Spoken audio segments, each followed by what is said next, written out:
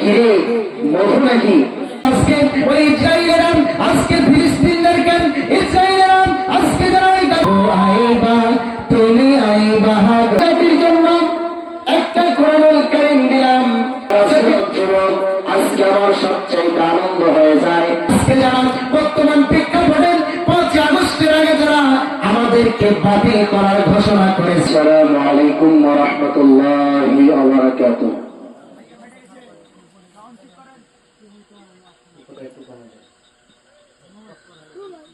আলহামদুলিল্লাহ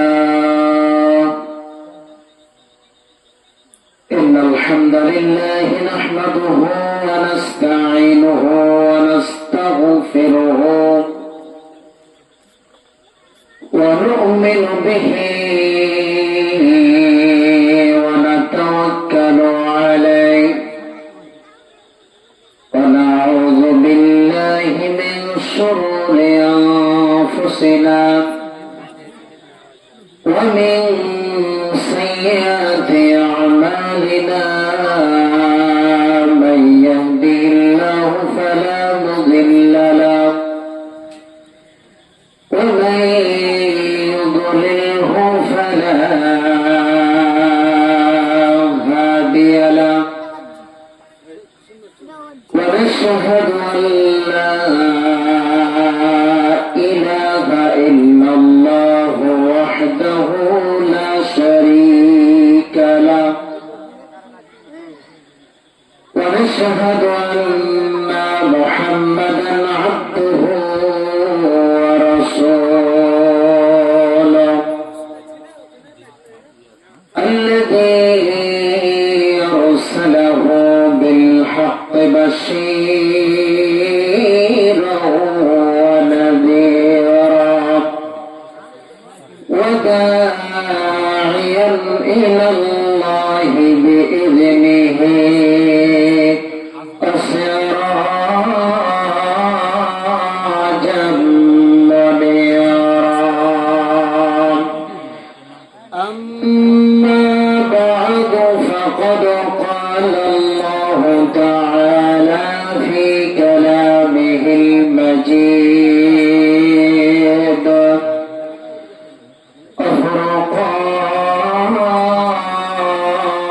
به الحميد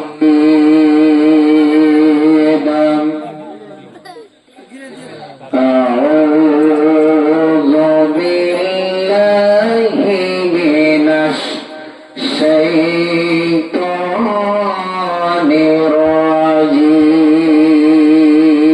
الرجيم। আমরা কি পড়ে নিতে পারবো না? أعوذ بالله من الشيطان الرجيم بسم الله الرحمن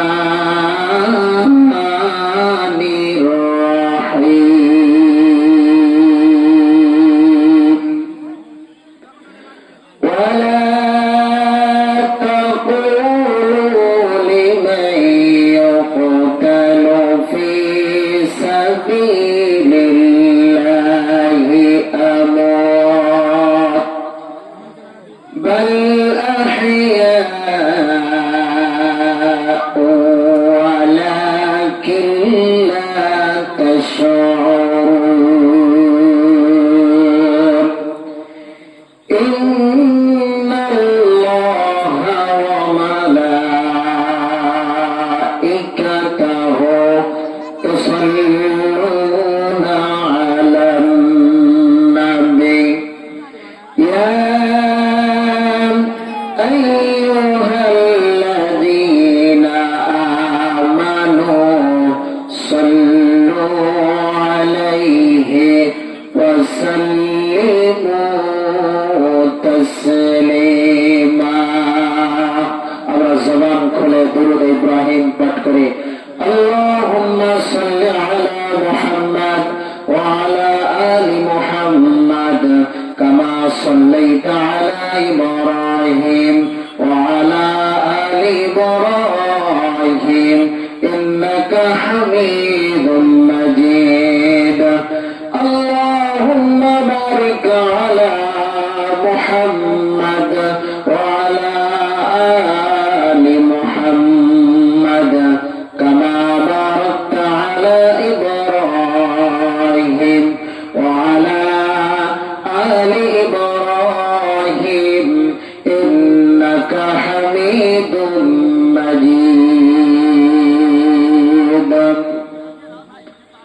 জাদুঘর যুব সমাজের উদ্যোগে ইতিহার উন্নতি কল্পে একদিন ব্যাপী ইতিহাদ ইসলামী জালসার প্রথম রজনী আজকের সুযোগ্য সভাপতি জনাব মতিউর রহমান সাহেব দামাত বারাকাতুহুমুল আলিয়া আজকের মঞ্চ অভিষ্ট আলেমী দ্বীন আল্লাহ সুবহানাহু ওয়া তাআলা সকলকে হায়াত তয়্যিবা দান করেন বলে আমিন। আজকে যিনি এই সভার সভাপতি মধ্যমণি উনি অসুস্থ, আল্লাহ সুবহানাহু ওয়া তাআলা যেন তাকে শিফায়ে আজেলা কামেলা দান করেন বলে আমিন। আজকে ভূমিকা ছাড়াই আমি আমার আলোচনার দিকে চলে যাচ্ছি, যেহেতু আমি বক্তা 3 নাম্বার, সবাই কিন্তু খুব কম, তো আমি আমার কোন আলোচনার দিকে চলে যাচ্ছি। সর্বপ্রথম শুকরিয়া আদায় করি সেই মহান আল্লাহ সুবহানাহু ওয়া তাআলার, যে আল্লাহ রাব্বুল আলামিন সেই উচ্চ আকাশের মালিক, বিস্তীর্ণ জমিনের মালিক, যে আল্লাহ রাব্বুল ইজ্জত ওয়াল জালাল আমাদেরকে একটি জান্নাতের বাগানে বসার সুযোগ করে দিয়েছেন। এই জন্য শুকরিয়া আদায় করি আলহামদুলিল্লাহ। আর একটু জোরে বলেন আলহামদুলিল্লাহ।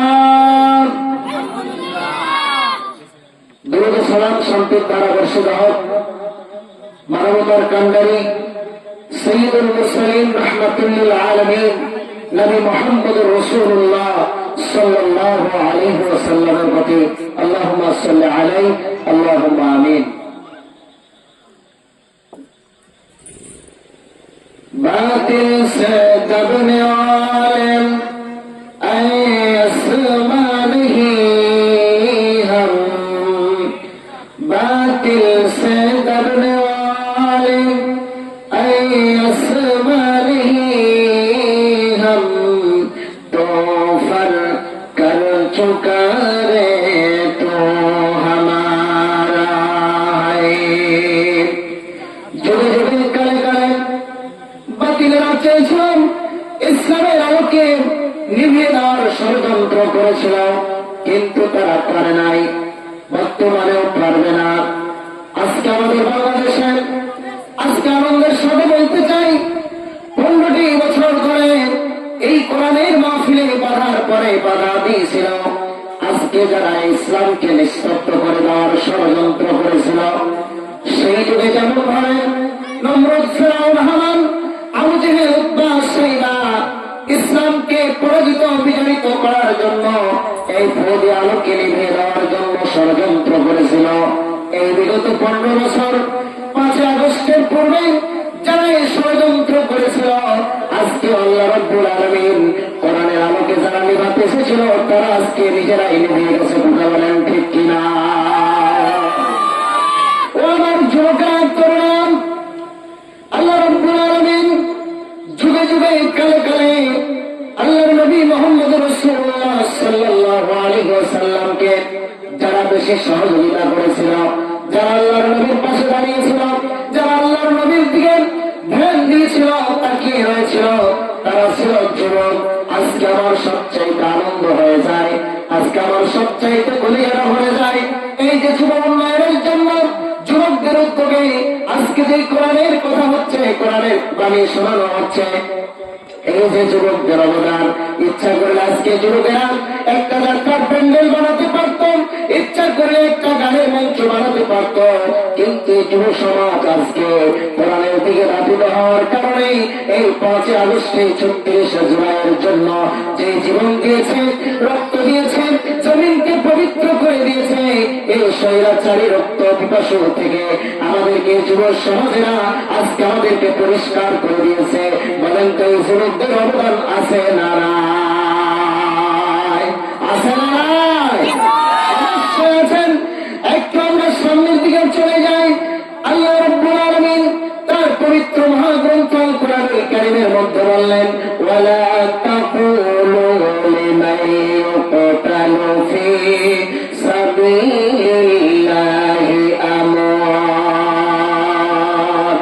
যারা আল্লাহর রাস্তায় জীবন দেয়, জান দেয়, যারা নিজেদের জীবনটাকে উৎসর্গ করে দেয়, তোমরা তাদেরকে মৃত বলো না, বরং তারা মৃত নয়, বরং তারা জীবিত। কিন্তু তোমরা সেটা বুঝো না, উপলব্ধি করতে পারো না।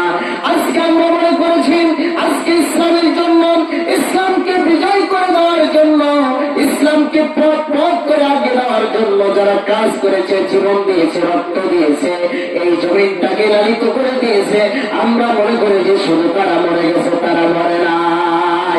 আল্লাহর কোরআন সাক্ষী, আল্লাহ রাসূল সাক্ষী, আল্লাহ রাসূলের বাণী সাক্ষী দ্বারা প্রমাণিত হয়ে যায়। আল্লাহ রাব্বুল আলামিন বলেন, পৃথিবীর মানুষরা শুনে রাখো, তারা মরে নাই, মরে নাই, তারা জীবিত, কিন্তু তোমরা বুঝতে পারো না। কথা বলেন ঠিক কিনা? আল কোরআনের আলো, আল হাদিসের আলো, আল কোরআন যেখানে, আল কোরআন যেখানে, দুর্নীতি যেখানে। আমরা কিন্তু এটা প্রমাণ করে দিয়েছি যে আমরা দুর্নীতির সাথে আপোষ করি নাই, আমরা কোরআনের পক্ষে। সম্মানিত আমার ভাইরা, আমার যুবকেরা, তরুণেরা, রাস্তায় একটা গাড়ি এলো, প্রসাব করতেছে, ওই লোকটাকে যদি জিজ্ঞাসা করা হয় তুমি কোরআনের পক্ষে না বিপক্ষে, ওই লোকটার সঙ্গে সঙ্গে জবাব দিবে আমি কোরআনের পক্ষে। একটা লোক রাস্তার ভিতরে মদকে মাতলামি করতেছে, আর তাকে যদি জিজ্ঞাসা করা হয় বলো তো তুমি কোরআনের পক্ষে না বিপক্ষে, সে সঙ্গে সঙ্গে উত্তর দিয়ে দিবে, বলবে আমি কোরআনের পক্ষে। একটু জিকির করেন, লা ইলাহা ইল্লাল্লাহ, লা ইলাহা ইল্লাল্লাহ, সুবহানাল্লাহ, আলহামদুলিল্লাহ, লা ইলাহা ইল্লাল্লাহ। আল্লাহর নবী মুহাম্মদুর রাসূলুল্লাহ সাল্লাল্লাহু আলাইহি ওয়াসাল্লাম বলেন, আদ-দুনিয়া সিজনুল মুমিন ওয়া জান্নাতুল কাফির। দুনিয়াটা হলো মুমিনদের জন্য জেলখানা, আর কাফের মুশরিক বেদিনের জন্য হলো এই দুনিয়াটা বেহেশতখানা। এই দুনিয়াতে যদি মুমিন হতে চান, কখনো জেলখানা লাগবে, কখনো জরিমানা দেওয়া লাগবে, কখনো ফাঁসির মঞ্চে আপনাকে দাঁড়ায় ওই ফাঁসির রশি আপনার গলায় ঝুলন্ত হতে পারে। কথা বলেন ঠিক কিনা? সম্মানিত আমার যুবকরা, তরুণেরা, এই যুবকদের অবদানে, এই যুবকদের কারণে আজকে যে আমরা এই মুখ খুলে কথা বলতেছি, এই ফয়সালা কেবলমাত্র একমাত্র শুধুমাত্র ওই মহান আল্লাহ রাব্বুল আলামিন ফয়সালা করে দিয়েছেন। কথা বলেন ঠিক কিনা? আমার যুবকেরা, তরুণেরা, আল্লাহ রাব্বুল আলামিন বলেন, আমি একটা মানব জাতির জন্য একটা কোরআনুল কারীম দিলাম, যাতে করে মানুষেরা এই কোরআন দিয়ে সমাজ পরিচালনা করবে, রাষ্ট্র পরিচালনা করবে, সমাজ থেকে নিয়ে গণভবন পর্যন্ত পরিচালনা করবে, তার জীবন থেকে নিয়ে মৃত্যু পর্যন্ত সারাটা জীবন পরিচালনা করবে। কিন্তু আজকে বর্তমান দুঃখজনক ঘটনা সত্য, আজকে আমরা কোরআন ছেড়ে দিয়েছি, আজকে আমাদের কোরআন নেই। এই জন্য আল্লাহ রাসূল সাল্লাল্লাহু আলাইহি ওয়াসাল্লাম ওই বিদায় হজের ভাষণে বলেছিলেন, তারাক্তু ফীকুম আমরাইন লান তাদিল্লু মা তামাসসাকতুম বিহিমা কিতাবাল্লাহি ওয়া সুন্নতি। ও আমার সাহাবা, শুনে রাখো, আমি তোমাদের মাঝে দুইটা বস্তু রেখে গেলাম, এই দুইটা বস্তুকে যদি তোমরা আঁকড়ে ধরতে পারো, কোনোদিন লাঞ্ছিত হবে না, অপমানিত হবে না, অপদস্থ হবে না।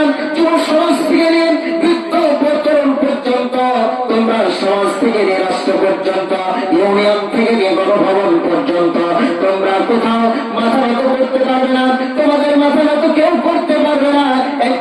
কিতাবুল্লাহ, এই আল্লাহর কিতাব, আল্লাহর কোরআন তোমরা কখনোই ছেড়ে দিবে না। বর্তমান যুগে আমরা কোরআনের সাথে আছি না নাই?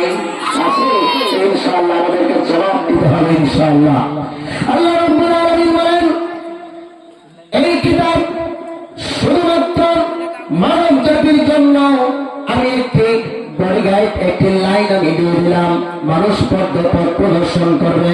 আল্লাহ রাব্বুল আলামিন বলেন, ওয়ানাজ্জালনা আলাইকাল কিতাবা তিবয়ানান লিকুল্লি শাই ওয়া হুদাও ওয়া রাহমাতাও ওয়া বুশরা লিল মুসলিমিন। কথাকার একটু চিৎকার দিয়ে বলেন কথাকার। আল্লাহ রাব্বুল আলামিন বলেন, এই কিতাব আমি নাযিল করেছি, হেদায়েত দিলাম, নূর দিলাম, আলো দিলাম, সব কিছু দিয়ে পরিপূর্ণ কিতাব আমি একটা দিয়ে দিলাম। এই কিতাব যে মানবেন, সমাজ থেকে নিয়ে রাষ্ট্র পর্যন্ত, গণভবন পর্যন্ত, যে কোরআন মেনে চলবে, তার জীবনে ওয়ালা খাউফুন আলাইহিম ওয়ালা হুম ইয়াহজানুন, তার কোনো চিন্তা নাই, তার কোনো ভয় নাই। জোরে বল সুবহানাল্লাহ। আল্লাহ রাব্বুল আলামিন গোটা মানব জাতির নামে একটা সূরা দিলেন, সূরাতুন নাস। বলেন তো কোরআনে সূরা নাস আছে না নাই? মানব জাতির জন্য একটা সূরা দিলেন, সূরাতুন নাস। আমরা এখানে রাত্রে কোরআন শুনতে এসেছি জীবনকে পরিবর্তন করার জন্য, আল্লাহর জান্নাত পাওয়ার জন্য। এই রাত্রে কোরআন শুনতে এসেছি, বলেন তো এই রাত্রের নামেও একটা সূরা আছে না নাই? আল্লাহ রাব্বুল আলামিন সূরাতুল লাইল দেন, রাত্রের নামে একটা সূরা দেন। আমার দিনের আলো সূর্য দেখতে পাই, যে সূর্যের আলোতে পৃথিবী কি হয়ে যায়, আলোকিত হয়ে যায়। এই দিনের নামেও আল্লাহ রাব্বুল আলামিন একটা সূরা দান করে দিলেন। এই চন্দ্রের নামে একটা সূরা দিলেন, যেই চন্দ্র রাত্রে আলো দিচ্ছে, এই চন্দ্রের নামে আল্লাহ তাআলা একটা সূরা দান করলেন, সূরাতুল কমার। জোরে বলেন কি? জোরে বলেন সূরাতুল কমার। আবার সূর্যের নামেও আল্লাহ রাব্বুল আলামিন একটা সূরা দিলেন, সূরাতুশ শামস। এই সূরাতুশ শামস, সূর্যের নামে একটা সূরা দিয়ে দিলেন। আল্লাহ রাব্বুল আলামিন একটা মাকড়সার নামেও সূরা দিয়ে দিলেন, একটা পিপীলিকা থেকে নিয়ে একটা বড় প্রাণী হাতে, এই পিপীলিকার নামেও একটা সূরা দান করলেন, সূরাতুন নামল। কথা বলেন কি? কোরআন পড়েন, কোরআন বোঝেন, বোঝার একটু চেষ্টা করবেন। 114টি সূরা আল্লাহ রাব্বুল আলামিন কোরআনুল কারীমের মধ্যে দিয়েছেন। প্রত্যেকটা সূরার একটা করে লাইন দিয়েছে, একটা সূরার নাম দিলেন সূরাতুন নামল। এই পিপীলিকার নামে একটা সূরা দিলেন, আবার একটা এই বড় প্রাণী হাতির নামে সূরা দিলেন, সূরাতুল ফিল। যেরকম কোরআনে আছে না নাই? এখন মনে মনে আমার মা বোনেরা বলবে, আমাদের নামে কি সূরা নাই? মা বোনদের নামেও একটা সূরা আল্লাহ রাব্বুল আলামিন সূরাতুন নিসা নাম করেছেন। দেখবেন ঠিক কিনা?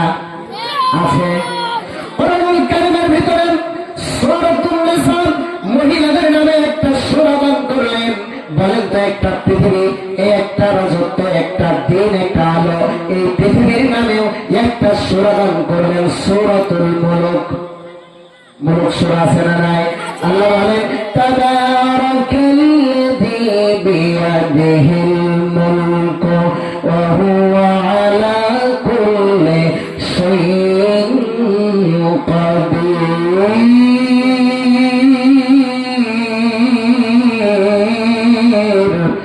আল্লাহু আকবার। এখন বলেন, পার্লামেন্ট চালাবেন কিভাবে? এই পার্লামেন্টের নামেও আল্লাহ রাব্বুল আলামিন একটা সূরা দিয়েছেন। একটু বাড়ি গিয়ে অ্যানালাইসিস করবেন, একটু গবেষণা করবেন, এই কোরআনটা খুলবেন। এই কোরআনুল কারীমের 114টি সূরার মধ্যে আল্লাহ রাব্বুল আলামিন একটা সূরা দিলেন, সূরাতুশ শূরা। পার্লামেন্টের নামেও, গণভবনের নামেও একটা সূরা দান করে দিয়েছে। বলেন সুবহানাল্লাহ। মানব জাতির যা কিছু প্রয়োজন এই কোরআনের মধ্যে দিয়েছে। এখন বলতে পারেন, ওই যে মৌমাছি গুনগুন করে, মৌমাছির নামে কি সূরা আছে? এই মৌমাছির নামে একটা সূরা দিলেন, সূরাতুন নাহল। মৌমাছির নামে আল্লাহ সূরা দিলেন। এইরকম করতে করতে রব্বি কারীম প্রত্যেকটা সূরা এক একটা মর্মহত্ব দিয়ে দিয়েছেন। আমি আপনাদেরকে একটু আলোচনার দিকে চলে যাচ্ছি। আজকে যে আমার যুবকেরা, আজকে আমার তরুণেরা যে কোরআনের মাহফিলের ব্যবস্থা করে দিয়েছেন, এই যুবকদের একটা অবদান। সেই দিন আল্লাহর নবী মুহাম্মদুর রাসূলুল্লাহ সাল্লাল্লাহু আলাইহি ওয়াসাল্লামের জামানায় একজন ব্যক্তি ছিল, তার চাচার কাছে লালিত পালিত হচ্ছিল। একটু মন দিয়ে কোরআন দিয়ে, আমার অন্তর দিয়ে, আপনার অন্তর দিয়ে কোরআনের কথাগুলো একটু শ্রবণ করবেন। আব্দুল উজ্জা নামে একজন ব্যক্তি ছিল, তার চাচার কাছে লালিত পালিত হচ্ছিল। যেই যুবকদের অবদান হযরতে আবু বকর, হযরতে ওমর, হযরতে আব্দুল্লাহ ইবনে উযাই রাদিয়াল্লাহু তাআলা আনহু, এইরকম করে করে অনেক সাহাবী, হযরতে আলী রাদিয়াল্লাহু তাআলা আনহু, এইরকম করে করে আল্লাহর নবীকে সাহায্য করেছিলেন। সেই দিন তারা এই সাহায্য করার জন্য আব্দুল উজ্জা তার চাচার কাছে লালিত পালিত হচ্ছিলেন। তার চাচাকে বলল, ও আমার চাচা, তুমি কি জানো এই মক্কা নগরীতে একজন ব্যক্তি আছে যার নাম হলো মুহাম্মদ সাল্লাল্লাহু আলাইহি ওয়াসাল্লাম? তুমি কি তাকে চিনো? তুমি কি তার সম্পর্কে কিছু জানো? তার চাচা বলল, ভাতিজা, আমি মুহাম্মাদের সম্পর্কে ভালোভাবেই জানি, তুমি কি বলতেছো বলো। চাচাকে ভাতিজা বলতেছে, চাচাগণ, আমি মনে করতেছিলাম এতদিন ধরে আপনার বাড়িতে থাকলাম, আপনার কাছে লালিত পালিত হলাম, মনে করতেছিলাম ওই মুহাম্মদের উপর আপনি আগে ঈমান আনবেন, তারপরে আমি ঈমান আনবো। কিন্তু এতদিন চলে গেল, রাত্রি চলে গেল, সকাল চলে গেল, দিন চলে গেল, সপ্তাহ চলে গেল, এইরকম করতে করতে বছর চলে গেল। চাচা, আপনি ঈমান আনলেন না, আর আনবেন না যখন বলেছেন, আমি সাক্ষী রেখে দিলাম আমি মুহাম্মদ সাল্লাল্লাহু আলাইহি ওয়াসাল্লামের উপরে ঈমান এনে নিলাম, পড়ে নিলাম আশহাদু আল্লা ইলাহা ইল্লাল্লাহু ওয়া আশহাদু আন্না মুহাম্মাদান আবদুহু ওয়া রাসূলুহু। আব্দুল উজ্জাকে তার চাচা বলতেছে, ভাতিজা, তুমি যে ঈমান আনলে এর পরিণতি কি তুমি জানো? ভাতিজা বলতেছে, না, আমি জানি না। চাচা বলতেছে, ভাতিজা শোনো, তুমি একজন যুবক, 20 বছরের তরুণ যুবক, তরুতাজা যুবক, তুমি যে ঈমান এনেছ ওই আব্দুল্লাহর বেটা মুহাম্মাদের উপরে, তোমার এর পরিণতি কি জানো? তুমি যে আমার বাড়িতে লালিত পালিত হয়েছ, তোমাকে জায়গা জমি সব ছেড়ে দিতে হবে। ভাতিজা বলল, ঈমানের জন্য, ঈমান আনার জন্য যদি ঘর বাড়ি ছাড়া লাগে ছাড়তে রাজি আছি। চাচা বলল, শুধু ঘর বাড়ি নয়, তোমার সম্পদ ছাড়তে হবে। ভাতিজা বলল, সব রাজি আছে। চাচা বলতেছে, ভাতিজা, তোমার পরনে যে কাপড়টা আছে, এই কাপড়টাও কিন্তু আমার টাকার কাপড়। ভাতিজা বলল, এই কাপড়ও ছেড়ে দিতে রাজি আছে।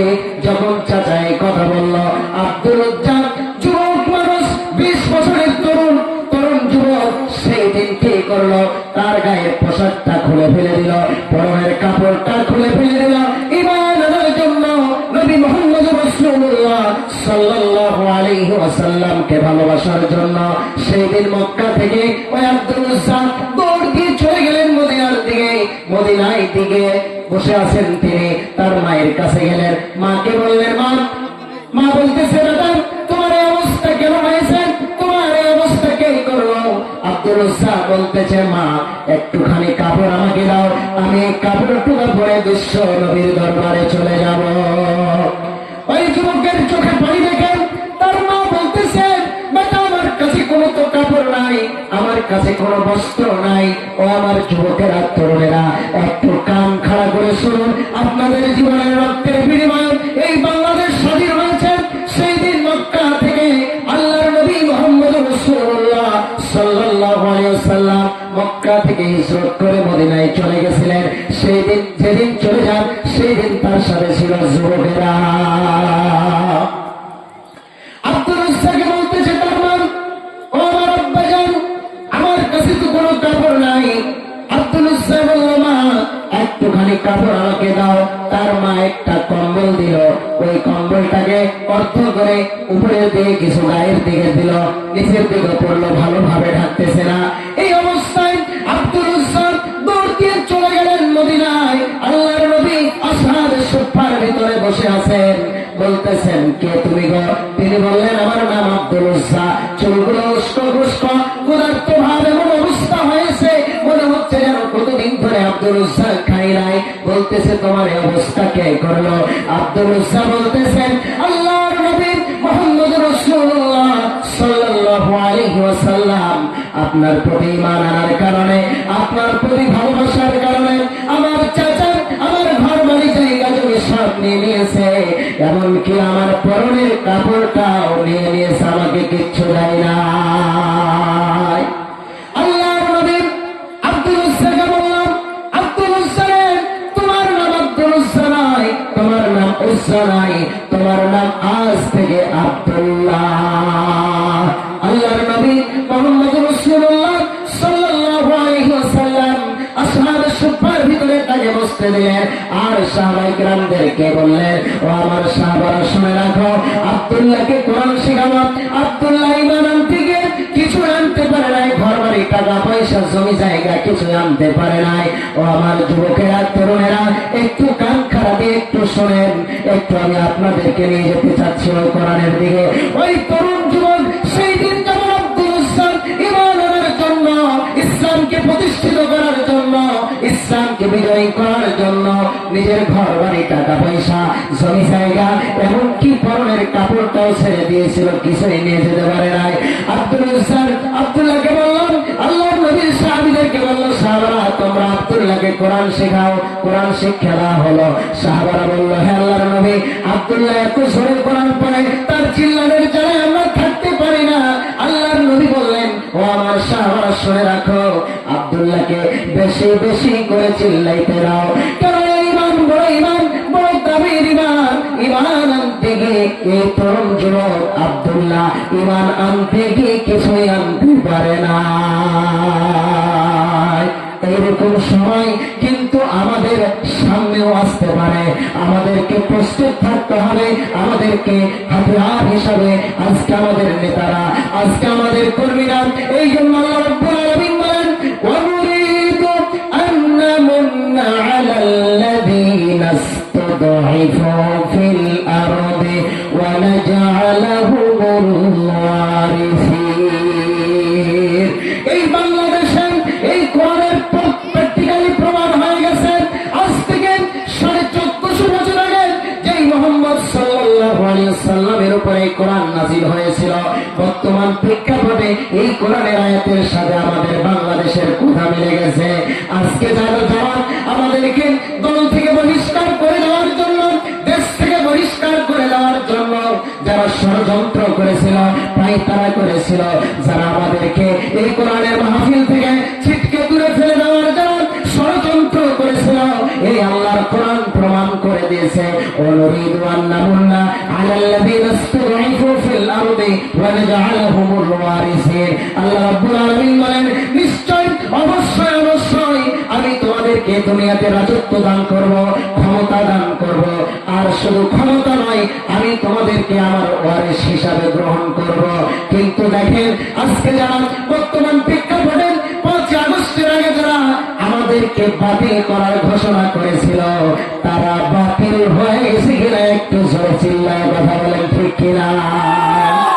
বহু আইবা তুমি আইবা গো, আইসা বহু তুমি ক্ষমতা পাইবা না, কথা বলেন, ঠিক কিনা? যারা কোরআনের বিরুদ্ধাচরণ করবেন, যারা আল্লাহ এবং আল্লাহ রাসূলের বিরুদ্ধাচরণ করবেন, যুগে যুগে কালে কালে আব্দুল্লাহর মতন, খাব্বাবের মতন, হযরতে বেলালের মতন, আম্মার বিন ইয়াসিরের মতন, যারা রক্ত দিয়ে জীবন দিয়ে যারা ইসলামকে প্রতিষ্ঠিত করেছিল, এই প্রতিষ্ঠিত করার কারণে, ওই যুবকদের রক্তের কারণে আজকে তারা দেশের মাটিতে থাকতে পারে। এমন একটা সময় গেছে যে এই কোরআনের মাহফিল 144 ধারা যায়, কথা বলেন, ঠিক না? এমপি অনুমতি দেয় তো মেম্বার বন্ধ করে দেয়, আবার মেম্বার সাহেব দেয় তো চেয়ারম্যান আবার বন্ধ করে দেয়। আবার যারা কোরআনের বিপক্ষে তাদেরকে সভাপতি না করলে আবার কোরআনের মাহফিল করাও যায় না। কথা বলেন ঠিক না? দুই কাজ পাচ্ছেন নাকি? আর কোনো ভয় আছে? এক সময় ভয় ছিল। আল্লাহ রাব্বুল আলামিন বলেন, আহাসিবান নাসু আন ইউতরাকু আন ইয়াকুলু আমান্না ওয়া হুম লা ইফতানুন।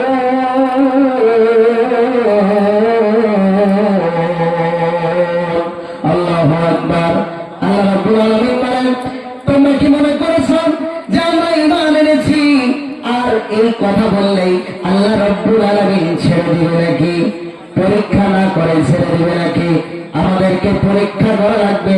আল্লাহ রাব্বুল আলামিন অবশ্যই আমাদেরকে পরীক্ষা করবে। এবারের দাবিতে সত্যবাদী কারা আর মিথ্যাবাদী কারা, এই খবর আল্লাহ রাব্বুল আলামিন জানেন। আল্লাহ রাব্বুল আলামিন বললেন, যারা ষড়যন্ত্র করে কোরআনের বিরুদ্ধে, আলেমদের বিরুদ্ধে, যুবকদের বিরুদ্ধে, যারা ষড়যন্ত্র করে, এই ষড়যন্ত্র করার জন্য আল্লাহ রাব্বুল আলামিন একটা প্রাণী দিয়েছেন। সেই প্রাণীটা এত দুর্বল প্রাণী, যেই প্রাণীর নামে একটা সূরা দিলেন, সূরাতুল আনকাবুত। কি সূরা? আনকাবুত। আনকাবুত মানে মাকড়সা। আমার সম্মানিত সাহিত্য আছেন, একটু জিজ্ঞাসা করে নেবেন, মাকড়সা মানে এত দুর্বল প্রাণী। আল্লাহ রাব্বুল আলামিন বলেন, তোমাদেরকে নিয়ে যারা ষড়যন্ত্র করে বাংলাদেশের মাটিতে, ওই ফিলিস্তিনের মাটিতে, যারা আজকে ওই ইসরায়েলেরা আজকে ফিলিস্তিনদেরকে, ইসরায়েলেরা আজকে যারা ওই গাজাবাসীদের উপরে যেভাবে নির্যাতন, চেষ্টা বসিয়া আজকে ওই প্যালেস্টাইনের মুসলমানদেরকে নিয়ে যারা ষড়যন্ত্র করছে, আল্লাহ রাব্বুল আলামিন বলেন, এদের ষড়যন্ত্র হলো মাকড়সার জালের মতো দুর্বল। আল্লাহ রাব্বুল আলামিন বলেন, এরা তোমাদেরকে নিয়ে ষড়যন্ত্র করেন ওই খানকায়, ওই মাজারে গর্ভবনে, কিন্তু আমি আল্লাহ রাব্বুল আলামিন তোমাদের ব্যাপারে ফয়সালা করে আরশে আজিম থেকে তোমাদেরকে কেউ ঠেকাতে পারবে না। তবে তোমাদের প্রতি আমার একটু কর্তব্য আছে, আমি তোমাদেরকে এমনি ছেড়ে দেব না, আমি তোমাদেরকে পরীক্ষা করব। আল্লাহ রাব্বুল আলামিন বলেন, ইন্নাল্লাহা আশতারা মিনাল মুমিনিনা আনফুসাহুম ওয়া আমওয়ালাহুম বিআন্না লাহুমুল জান্নাহ। আল্লাহ রাব্বুল আলামিন বলেন, নিশ্চয় আমি জান্নাত বিক্রি করে দিয়েছি মুমিনদের কাছে, তাদের জান এবং মালের বিনিময়ে আমি আল্লাহ রাব্বুল আলামিন মুমিনদের কাছে আমার জান্নাত বিক্রি করে দিয়েছি। সেই জান্নাতের বিশালতাটা হচ্ছে আকাশ এবং জমিনের ব্যবধান। এই আকাশ এবং জমিনের যে ব্যবধান দেখতেছেন, এই আকাশ এবং জমিনের চাইতেও এই বিশাল জান্নাতের কথা আল্লাহ রাব্বুল আলামিন বলেন। কিন্তু আমি আল্লাহ রাব্বুল আলামিন প্রথমে কি বলেছি? জান এবং মাল দ্বারা। আজকে আমাদেরকে কখনো জান দেওয়া লাগতে পারে, কখনো মাল দেওয়া লাগতে পারে। কথা বলেন ঠিক কিনা? আমাদেরকে জানও দিতে হবে, মালও দিতে হবে। আজকে আমি আপনাদেরকে প্রশ্ন করতে চাই, আজকে আমরা যেখানে উপস্থিত হয়েছি আমাদের উদ্দেশ্য কি বলেন তো? আমাদের এই লিফলেটের মধ্যে লেখা আছে, ইফতার উন্নতি কল্পে, উন্নতি কল্পে। তাহলে আমরা যে মুসলিম জাতি, আমাদের যে ঐক্য হওয়ার যে একটা স্থান, এই ঈদুল ফিতর যেটা চলে গেছে, আর সামনে আছে ঈদুল আজহা। এই দুইটি ঈদে আমরা যে মুসলমানের একত্রিত হওয়ার জন্য যে স্থানটা আমাদের দরকার, সেই স্থানের উন্নয়ন আমাদের প্রয়োজন আছে না নাই? বলেন নাই? আছে। আমরা যেমন কোরআনকে ভালোবাসি, আমরা মুসলমান, আমাদের যে ইসলামকে যদি কেউ আঘাত করে, আমরা বসে থাকার জাতি, জোরে বলেন, আমরা বসে থাকার জাতি নয়। কি বলতেছে চাচা?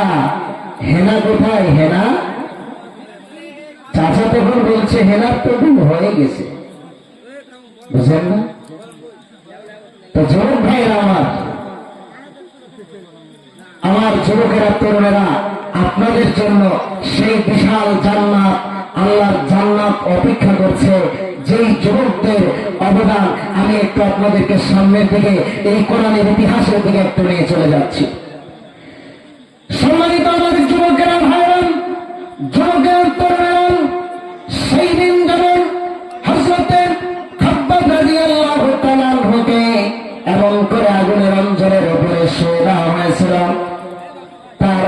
আগুনের অঞ্জনের কারণে তার পিঠে গর্ত হয়ে গেছিল, তার পিঠের গোস্ত গুলো কি হয়েছিল এমন ভাবে পড়ে পড়ে গর্ত হয়ে গেছিল।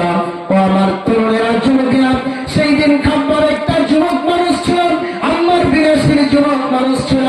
আজকে আমি আমার যুবক তরুণদেরকে আজকে আমি বলে যেতে চাই, ও তরুণেরা, যুবকেরা, আজকে আপনার দ্বারাই যদি একটা মেয়ে একটা মা যদি কি হয়ে যায়, আপনার দ্বারাই যদি বেঁচে যায়, কাল কিয়ামতের ময়দানে আল্লাহ রাব্বুল আলামিন আপনাকে যেমন ভাবে খালিদ বিন ওয়ালিদের সাথে খালিদ বিন ওয়ালিদের উত্তরসূরি হিসাবে আল্লাহ রাব্বুল আলামিন আপনাকে গ্রহণ করে নিতে পারে, সেই দিন খাব্বাবকে যেমন ভাবে কাফের মুশরিকরা ইসলামকে প্রতিষ্ঠিত করার জন্য আগুনের উপরে সেই দিন তার পিঠটা গর্ত হয়ে গেছিল।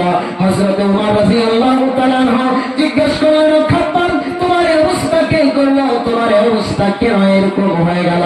খাব্বাব বলতেছে, ও উমর, শুনে রাখো, শুনে রাখো, ইসলামকে বিজয় করার জন্য আল্লাহর নবী মুহাম্মদ রাসূলুল্লাহ সাল্লাল্লাহু আলাইহি ওয়াসাল্লামের আনিত দ্বীনকে প্রতিষ্ঠা করার জন্য আমার অবস্থা এরকম হয়ে গেছে। আমার কোনো ভয় নাই, কোনো চিন্তা নাই। আমার যে এরকম অবস্থা হয়েছে এতে কোনো আমি হতাশা হয়ে যাই না।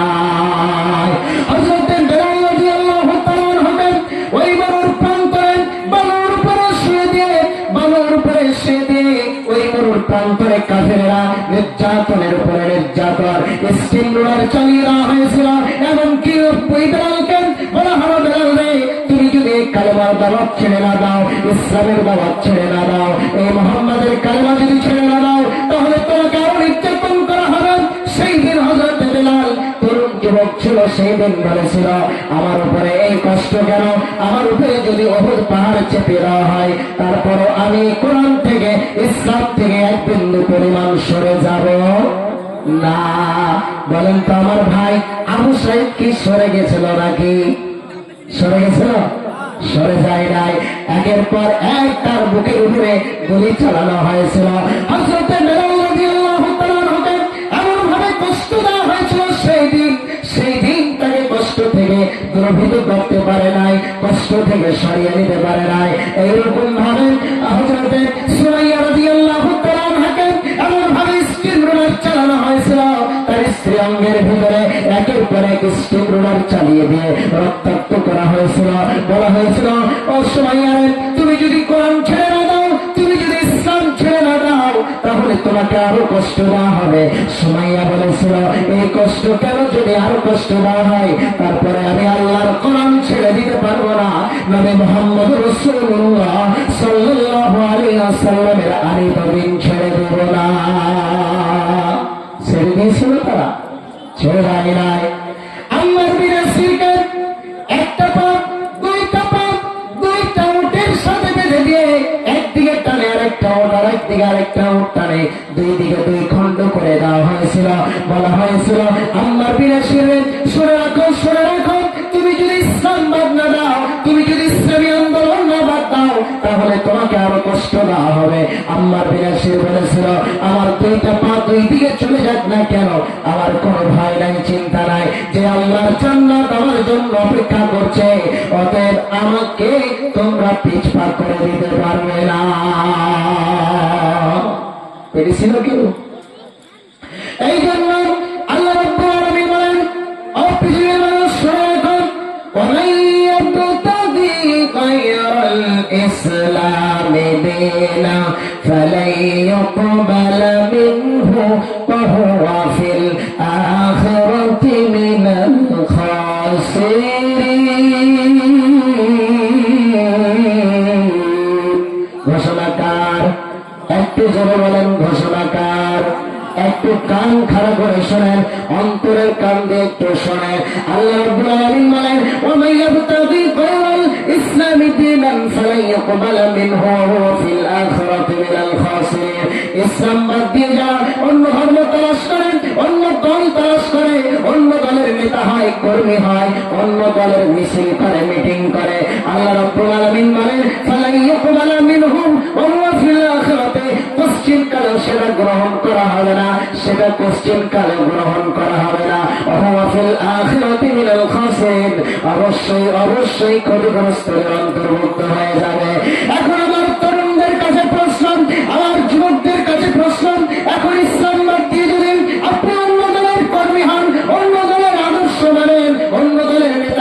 চলেন, তাহলে বলেন তো আপনি ক্ষতিগ্রস্তদের অন্তর্ভুক্ত হবেন কিনা? যেই নেতা আপনাকে আপনার হাতে কোরআন তেলাওয়াত দেন, আপনাকে নামাজের কথা বাদ দেন, যেই নেতা আপনাকে আপনার হাতে মদের বোতল তুলে দিয়েছে, যেই নেতা আপনার হাতে স্টিম রোলার চালিয়ে দেওয়া হয়েছে, যেই নেতা আপনার হাতে স্টিম রোলার তুলে দিয়েছে, যেই নেতা আপনার হাতে বন্দুক পিস্তল তুলে দেওয়া হয়েছে, যেই নেতা আপনার হাতে লাঠি তুলে দিয়েছে, সেই নেতার আনুগত্য যদি আপনি করেন, আপনি সেই দল যদি মানেন, তাহলে অবশ্যই ইসলাম বাদ দিয়ে যদি সেবা করেন, সেটা অবশ্যই ক্ষতিগ্রস্ত হবেন কিনা বলে? ক্ষতিগ্রস্ত হবেন না? এখন বলেন, আমাদের বাংলাদেশে অনেক দল, অনেক মত, আমরা অনেক দলের কর্মী, আবার অনেক দলকে আমরা কি করি? ভালোবাসি। আমি আজকে আপনাদেরকে উদারতা আহ্বান জানাতে চাই, আমি যেমন একজন যুবক তরুণ, আপনারা একজন যুবক তরুণ, আপনাদের কাছে উদারতা আহ্বান জানাতে চাই যে আল্লাহ রাব্বুল আলামিন আপনাকে মুখ দিয়েছে, যেই দাঁত দিয়েছে, এই দাঁত দিয়ে যদি আপনি ইসলামের বিরুদ্ধে কোনো কথা বলেন, আপনি যদি এর মুখ দিয়ে জিহ্বা দিয়ে যদি ইসলামের বিরুদ্ধে ষড়যন্ত্র করেন, অবশ্যই আল্লাহ রাব্বুল আলামিন বলছে আমি ইবতাগি গায়রাল ইসলামি দীনান ফালান ইকবালা মিনহু ওয়া হুয়া ফিল আখিরাতি মিনাল খাসিরিন। অবশ্যই ক্ষতিগ্রস্তদের অন্তর্ভুক্ত আপনি হবেন, হবেন, হবেন, অবশ্যই হবেন। অতএব ইসলাম ছাড়া অন্য কোন দল, অন্য কোন মত, অন্য কোন দলের আনুগত্য করা যাবে? বলেন যাবে?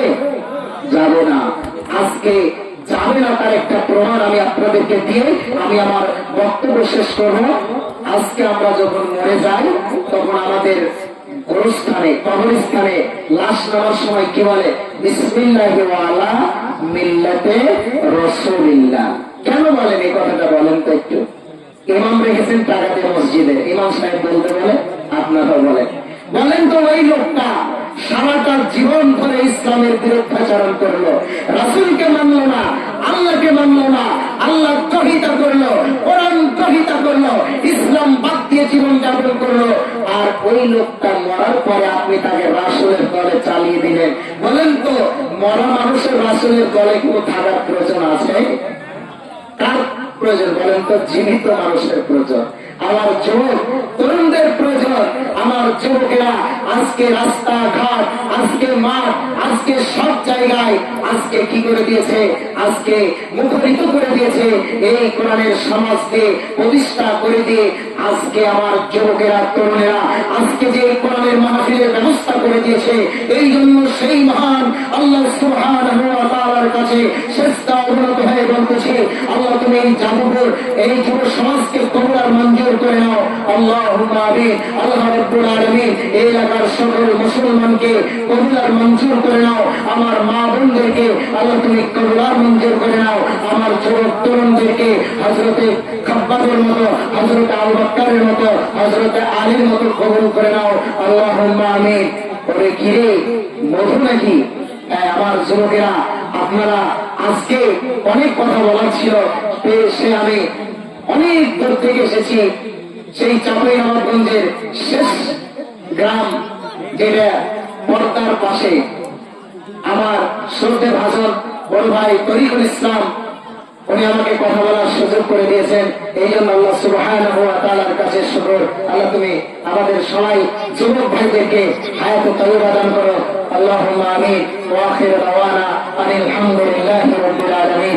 আসসালামু আলাইকুম ওয়া রাহমাতুল্লাহি ওয়া বারাকাতুহু।